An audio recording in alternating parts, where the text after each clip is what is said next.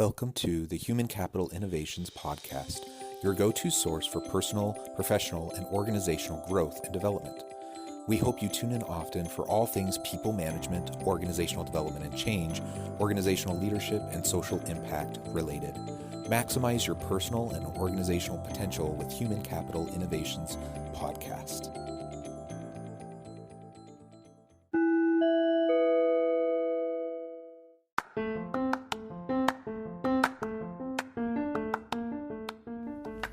Welcome to the Human Capital Innovations Podcast. In this HCI podcast episode, I talk with Rhee about Optimal's Optimal Choice Rankings, the best colleges for the 99%.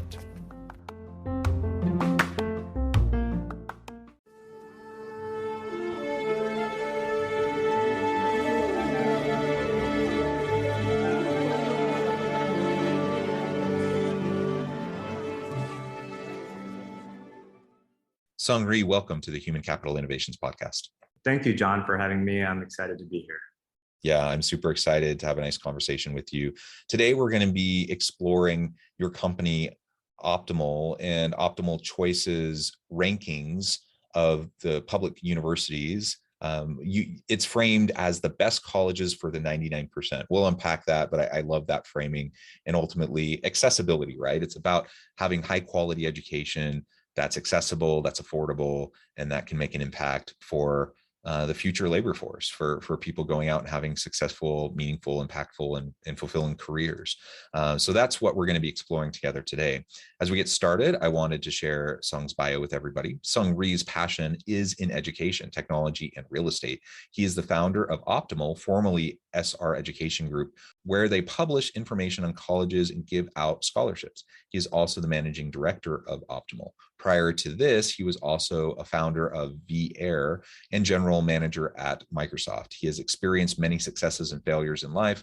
Through it all, he has learned three valuable lessons. First is that building a real business is really, really hard. Second is that there's nothing more energizing than the belief that you're building something that can change the world. And third is that people matter more than anything else in business. I love those life lessons. I think we'd all do well to adopt those in our own personal lives and how we interact with others.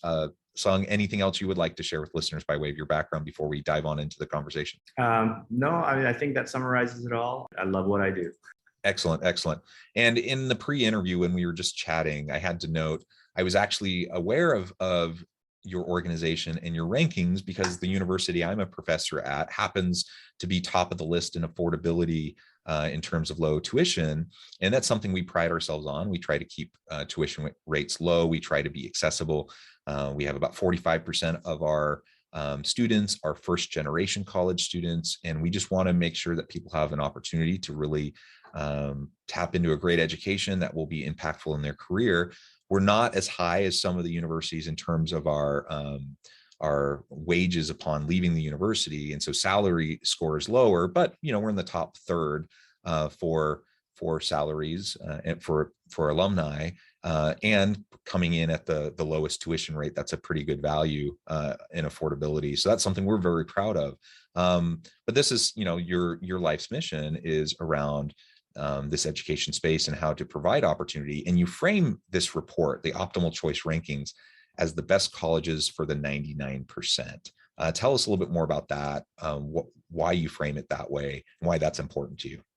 Today, when you're talking about college rankings, like all the chatter, all the rankings, it's really about the few elite universities, right? And U.S. News comes up. U.S. News is they're the best known for their rankings system, and they've published their rankings year after year, and really, you look at their top rankings, and what do you see? You see the IVs. You see, it's either like, is it going to be Harvard, Yale, or Princeton that's going to be at the top? Like, and geez, it's great for a lot of the folks who are able to attend and who have the ability as well as the means to be able to attend universities like that. But reality is, for for the 99.99% of the population, it's just not a realistic choice, right? Their acceptance rate is super low, and it's really just, and it's a really unpredictable kind of guessing game as to how you can, how one even can, gets in. And so, I think the rankings game that is played in the college, in the colleges and the media today is mostly about this sort of elite reputation, prestige, and what it does at the end of the day is it makes colleges less accessible. It makes colleges less desirable for a lot of people, because it's like, wow, when you're only talking about the elite universities, and it's like, if you don't feel like you can get in, it's like, what does that mean for me, right? And for the 99.9% of the population, it's just not a viable option. And so what we wanted to do is, we came out with these rankings and this list of colleges that we think are, that we like to think of this as the anti-US News rankings list. All right, this is for like everybody, right? For most of the population, they have the ability to get into and have access to at least a handful, if not many, of these choices, because this is really about a list of colleges that we've curated that has really great outcome for students using this methodology called salary score, which is our proprietary methodology for measuring the effectiveness of the or the outcomes of the students, the salary that they earn after graduating, as well as their tuition and how affordable it is for the students. And when you combine those two and kind of have this bar of high salary and high affordability, that as well as like many of these schools are public universities and even for-profit institutions and other institutions that have high acceptance rates, it becomes a real viable and workable solution for most students looking to further their education. Yeah, and I want to get into as much as you can share in terms of the proprietary approach to the rankings and the methodology. We can talk about that and some of the challenges you faced and how you brought that about. But I love the accessibility piece. Nothing against the other rankings, and there's they have their place, and but like you said, 99.9% of the world doesn't go to those universities. They never will have a chance to go to those universities. But they still want to prepare for the future of work and to have successful, meaningful, fulfilling careers. And they can do that at other universities. So I look at mine, for example. I'm at Utah Valley University, and we are the largest university in the state of Utah, about 42,000 students. And Utah's not a super diverse place, but we are disproportionately diverse for the state of Utah. And we have about 45% of first gen students, and we have tons of non-traditional students. And ultimately, we want to not only provide a well-rounded liberal arts education for students to be good citizens and have successful lives, but we also want to help them become career ready. We want them to be able to go out and immediately kind of be like shovel ready, hit the ground running, go into the workforce, make a difference, make an impact, improve their living conditions because now they're making a great salary. Those are the types of things that we're really shooting for. And it's something I feel very strongly about. I could be a professor at many places. I choose to be here in part because of that inclusive nature. And I don't know, it's just something has always bugged me, even though I'm in the world of academia and, I went to a good school for my PhD and all those sorts of things. Like academic snobbery has always really bugged me. And the kind of the gatekeeping that happens, which only perpetuates a lot of the societal divide that we see. it's something that I feel like we should disrupt. And so I like being a part of an institution that is helping that to happen. And I really love that you're shining a light on that and helping students better understand where there are great options for them all over the country, where they can go that's affordable, that's going to help them get a really great education, and that's going to help them go out and have great careers and great lives. Absolutely. I mean, there are two goals with this, right? Like in terms of like solving the bigger problem. One is to kind of draw attention in terms of students' decision-making process to focus on the outcome and tuition, because one of the biggest economic and systemic problem that we have in this country is this massive 1.7 trillion, 1.8 trillion dollar student loan debt. And for many students who can't make who don't have the salaries and who don't have the income to be able to pay those debt loads, it is crushing, right? It is crushing, and it really just kind of sets back their lives, and for decades having such a high debt load that they have to pay off, and that's basically taking away from their ability to purchase a house or enjoy life or support a family, start a family, all of those things, right? And so the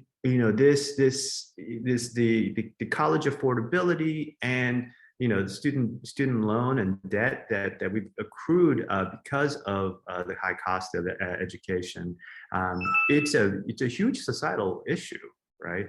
And so we want to kind of, so our goal with this ranking is to kind of, bring focus on those issues and just really give students an opportunity to recognize and see how, what they're, focusing on outcome is important. Focusing on affordability is super important. Once we're able to kind of do that for a lot of other students and get more exposure, I think it will change people's behavior, and we will be able to solve the big problem that we face today. So that's one part of the goal of this ranking. The second is to bring, like you said, bring exposure, light, and visibility to institutions like like the Utah Valley University, and be able to recognize them as really solid, viable, great options for people to take the next step in their journey, get educated, prepare for the world, and find ways to make a great living, and as well as adding value and doing whatever the things that they feel passionate about doing, without necessarily being being overloaded with student loan debt and having that cause a massive stress in their lives. So those are kind of the two goals that we wanted to accomplish with optimal choice rankings. Yeah, I love it. I think it's just such an important work. Now let's talk a little bit about the challenges of doing the rankings, and to the extent you're willing and able, about how you go about doing them. Can you describe a little bit about the methodology, and then we can get into the challenges?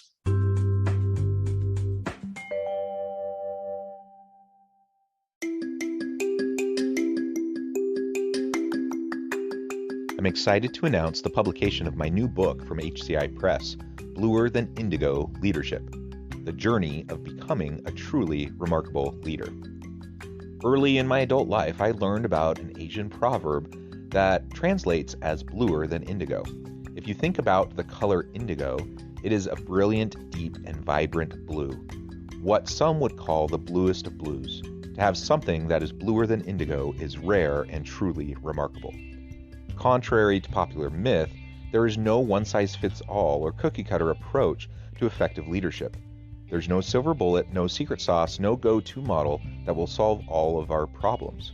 The truth is, great leaders have all had their unique strengths and flaws, and have all had to discover and then pave their own distinctive path in their life's journey to fulfill their leadership potential. Bluer Than Indigo Leadership will help you discover your own path and explore those ordinary, everyday actions that will help you respond to an uncertain future and produce extraordinary results for individuals, teams, and organizations.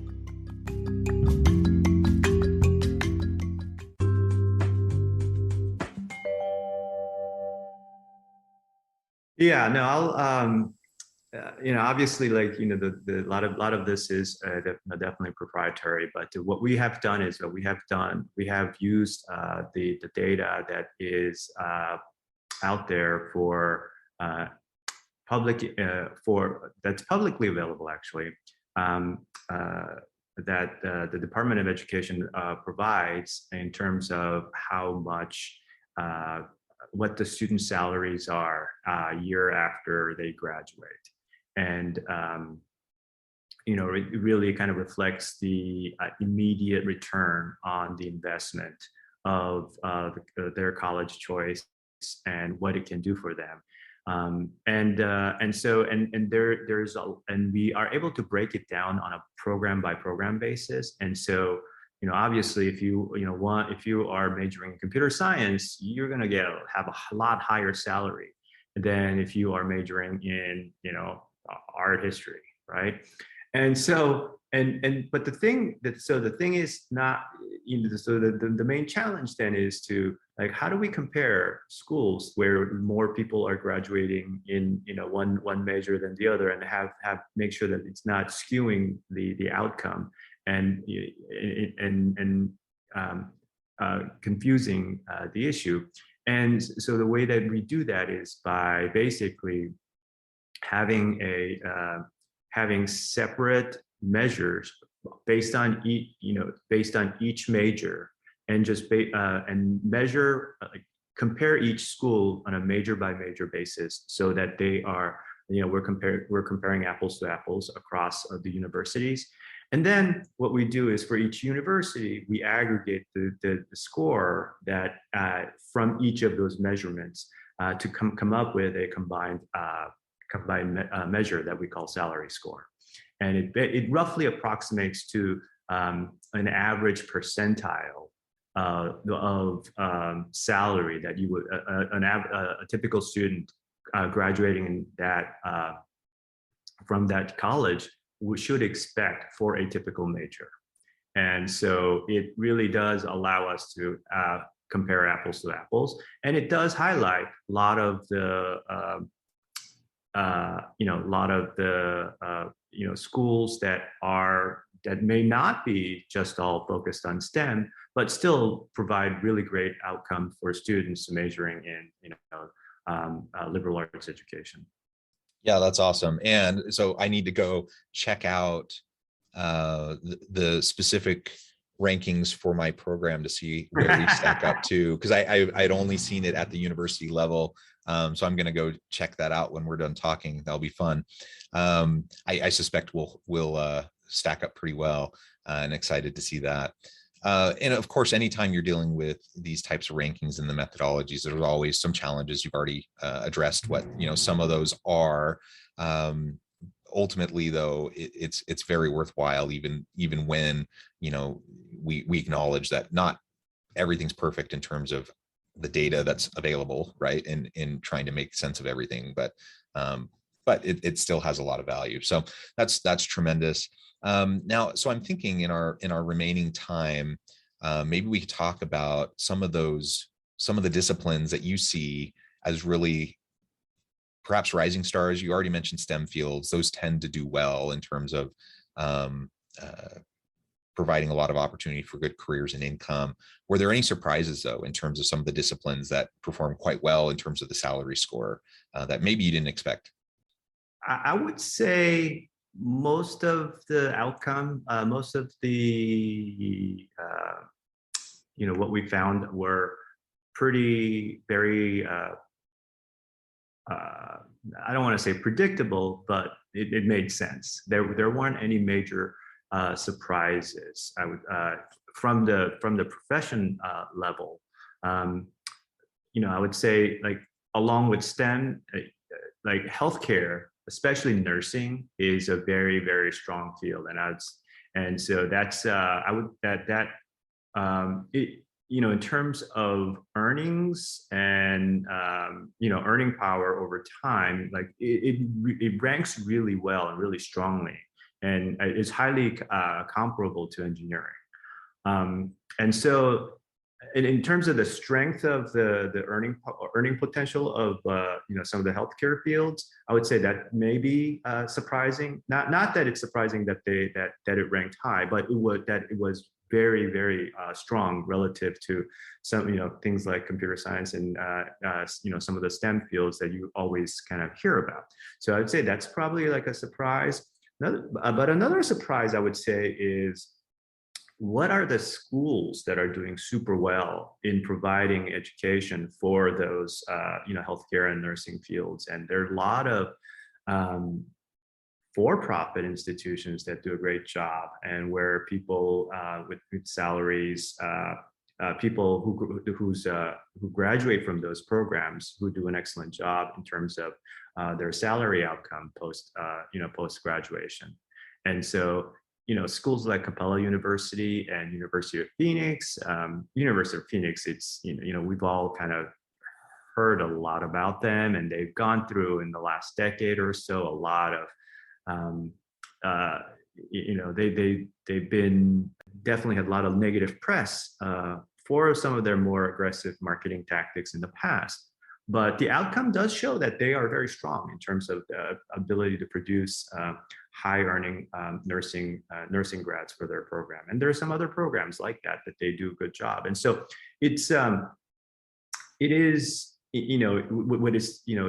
does allow us to see that, like, some of the myth that we have about these and preconceived notions about the strengths of some of these schools and what we think is true in the past may not necessarily be so. And the data is pretty clear on that. And so I think that was kind of the interesting and new insight. Yeah, that's wonderful. And I guess as we wrap up, I just want to note that this is important for employers because we're in the midst of this great resignation. The labor market's super tight. It's hard to find good qualified talent and attract and retain them, particularly in the STEM fields, the healthcare fields. That's been a challenge previously already, but now it's just a hyper intensive competitive kind of a labor market. And so we need to be thinking about how to reskill and upskill our workforce. We don't have the luxury of just like laying people off or getting rid of people who we don't feel have the skills just to go out and hire new people. Those people may not be there for a variety of reasons. And so we also need to be thinking about reskilling and upskilling. And a lot of these universities can be one good option for that. Because if I'm looking at it like a tuition benefit for my employees, I can look at affordable institutions that are going to provide, career ready skills for my people, and they can be part of that upskilling. Absolutely. That's totally true. Wonderful. Well, Sung, it has just been a pleasure talking with you today. I really appreciate all the insights you've shared. Before we wrap up, I just wanted to give you a chance to share with listeners how they can get connected with you, and then give us a final word on the topic for today. Yeah, no, sure. So our company's name is Optimal. The website that we publish these rankings and this list is called Grad Reports, gradreports.com, and you can find plenty of information. There's treasure trove of insights and information about colleges and what students earn if you major in a particular major within a particular college. And so we just have a lot of very extensive data and insights that really, when people come and visit the site, they always tell me, "Oh my God, if I seen this site, before I decided to go to college and chose my major, like I would have made a different choice." And so it's like, I hear that every day from people visiting the website. And so it's been really gratifying to see that. So gradreports.com, definitely hit us up for that and see, and at least inform yourselves if you're thinking about making a college choice, or helping somebody else, helping a loved one decide about a college or a major. Definitely, this is a website that everybody should look at. I do want to finish off with one other thought, which is this may be a topic for our next conversation. which is we are also the one of the largest review and ranking site for boot camps, coding boot camps, and we are, we recently came out with rankings for boot camps based on outcome as well. People, students that graduate from boot camps that are employed in their field, and we're the first one of those. We're the first of its kind, and boot camps are very interesting. It also in that it's an alternative to colleges that solve the same problem, which is an affordable upskilling vehicle for people that are looking to inject themselves into today's tech economy. So very interesting topic, very different dynamics. I'm sure there's plenty that we can talk about there as well. But Perfect. Well, thank you so much. It has been a pleasure. I appreciate your insights. I appreciate your time. I encourage listeners to reach out and get connected, find out more about what Sung can do for you. And as always, I hope everyone can stay healthy and safe, that you can find meaning and purpose at work each and every day. And I hope you all have a great week.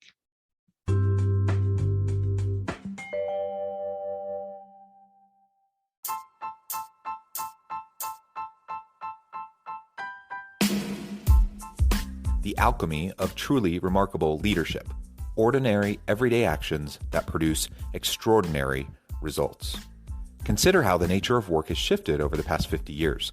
With increased globalization, rapid technological advancement, and the shift in economic composition, the average job of today looks very different than the average job of 50 years ago. What will the jobs and organizations of tomorrow look like?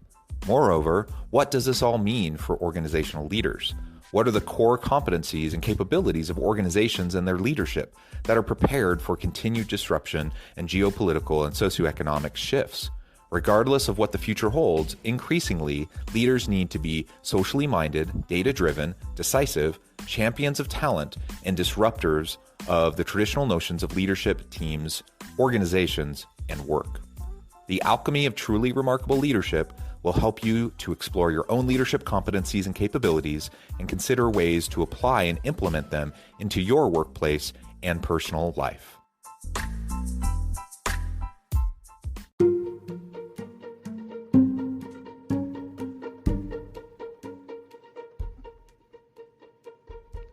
Check out Human Capital Innovations magazine, Human Capital Leadership. Human Capital Leadership is a free, interactive e-magazine with the mission to help individuals, leaders, and organizations find innovative approaches to maximize their human capital potential. We publish issues quarterly in August, November, February, and May. Take a look at the latest issue and let us know what you think.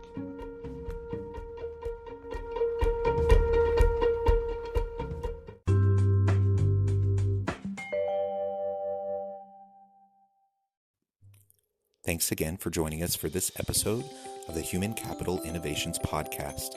I hope you stay healthy and safe and that you have a great week.